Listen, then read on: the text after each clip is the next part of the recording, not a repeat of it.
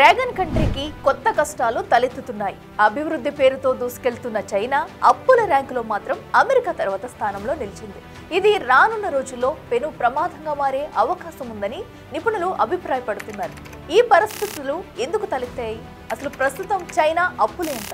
దీని ప్రభావం ఏ రంగాలపై పడుతుందో ఇప్పుడు తెలుసుకుందాం.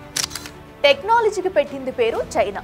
ఎలాంటి ఎలక్ట్రానిక్ వస్తువులనైనా కాంపిటీషన్ ప్రపంచంలోకి అతి తక్కువ ధరకు తీసుకువచ్చి వ్యాపారం చేస్తుంది. ఒక స్కై బ్రిడ్జ్ ను కేవలం 19 రోజుల్లో నిర్మించగలిగినంత శక్తి చైనాకి ఉంది. అదే అమెరికా, భారత్ లాంటి దేశాల్లో 19 రోజుల్లో ప్రణాళికలు సిద్ధం చేసేందుకే సరిపోతుంది. చైనాలో ఉన్నన్ని మెట్రో రైళ్లు, బుల్లెట్ ట్రైన్లు ప్రపంచంలో ఏ దేశంలోనూ లేవు. అత్యంత శక్తివంతమైన టెక్నాలజీతో వీటిని తయారు చేయగల సామర్థ్యం కలిగిన దేశంగా మంచి గుర్తింపు పొందింది.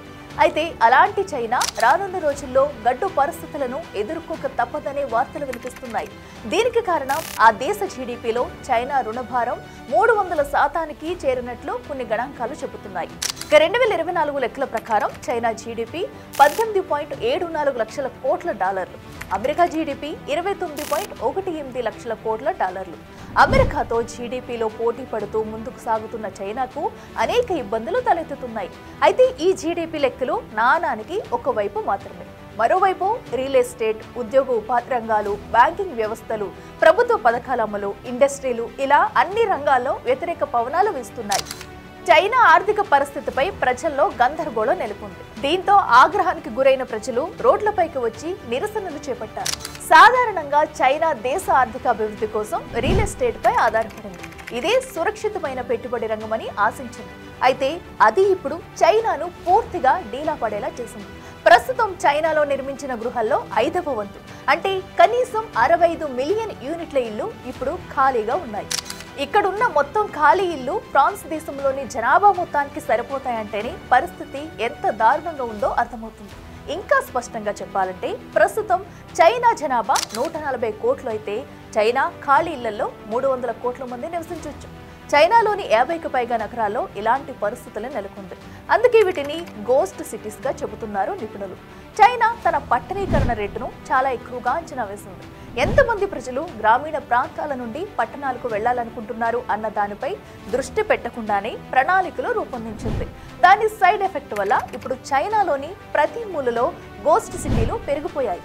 గోస్ట్ సిటీలు పెరిగిపోవడానికి కారణాలు చాలానే ఉన్నాయి. చదువుకున్న యువతకు ఉద్యోగ ఉపాధి అవకాశాలు లభించకపోవడం, పైగా యువత కన్నా వృద్ధుల రేటు విపరీతంగా పెరిగిపోవడం, కొంత గొప్ప సంపాదించుకున్న డబ్బులు ఇంట్లో పెద్దవాళ్లకు ఖర్చు చేయాల్సి రావడంతో పొదుపు అన్న మాటే చైనాలో వినిపించకుండా పోయింది. దీని కారణంగా గ్రామీణ ప్రాంతాల్లోని ప్రజలు పట్టణాల్లోకి వలస వచ్చేందుకు వెనుకడుగు వేస్తున్నారు. ఇలా ఆశించినంత ఫలితాలను పొందడంలో చైనా ప్రభుత్వాలు విఫలమయ్యాయి.